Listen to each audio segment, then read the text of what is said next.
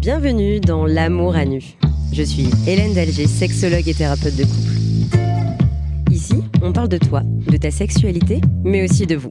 Que ce soit seul ou avec mes invités, l'idée est de t'offrir un moment où tu peux t'informer, t'éduquer et j'espère t'inspirer.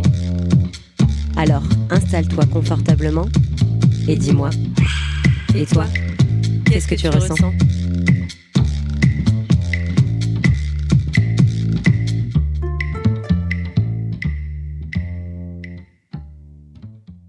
Tout va bien, mais il manque un truc. Qu'est-ce qui te manque ? Je sais pas, il est parfait, il est drôle, il est attentionné, gentil. Ma famille l'adore, mais je répète ma question. Qu'est-ce qui te manque ? En fait, je pense que... c'est les papillons dans le ventre, quoi. Enfin, vous voyez ce que je veux dire ?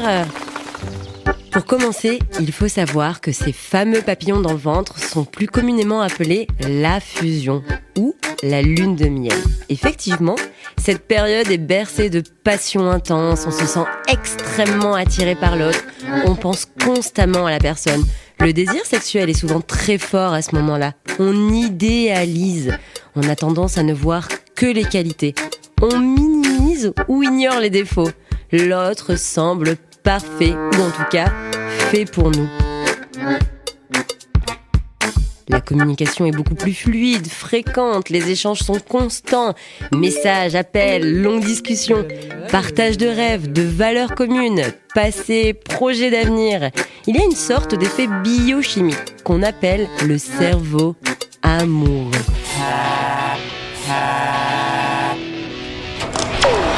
Jamy ! Effectivement, le corps sécrète de la dopamine, de l'oxytocine, de la sérotonine et des endorphines.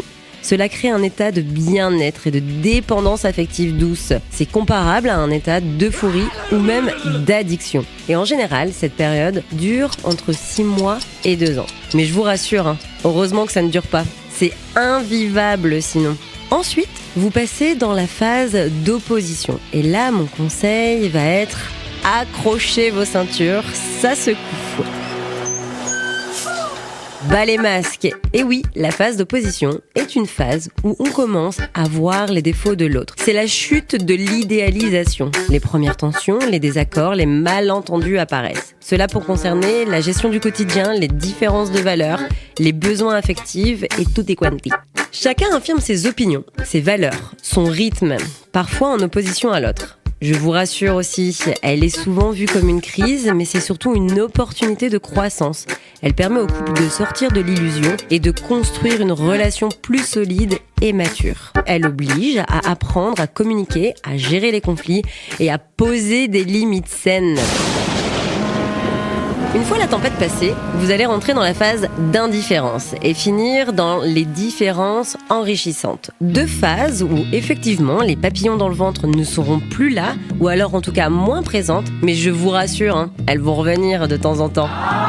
Mais spoiler alerte, la vérité n'est pas ce que nous avons vu à travers les films romancés et livres d'amour. Je ne peux m'empêcher de penser à vous. Des matins que vous égayez, aux soirées que vous apaisez jusqu'aux rêves que vous habitez. Toutes mes pensées vont vers vous. Je suis à vous, Daphné. La vérité est qu'en couple, vous allez partager différents couples. Vous allez être 12 couples dans toute votre vie de couple. Et finalement, n'est-ce pas ça qui est excitant ? Et ensuite, il y a d'autres raisons possibles pour lesquelles tu ressens un manque. Parfois, quand tu as été habitué à avoir des relations conflictuelles, ton cerveau a associé à amour égale conflit, amour égale souffrance, intensité. Et quand tu te retrouves face à une personne simple, saine, où tout est fluide finalement, tu peux te dire « Ah, mais attends, mais il manque un truc, non ?» Laisse-toi du temps, profite de cette période de calme, car au fond, c'est tout ce qu'on veut depuis longtemps. Être en paix, non ? Et la dernière question que je te repose, c'est qu'est-ce qui te manque ? La réponse qui te vient naturellement quand je te pose cette question et qui te semble rationnelle évidemment, est souvent la vraie réponse. Alors et toi, dis-moi, qu'est-ce qui te manque finalement ?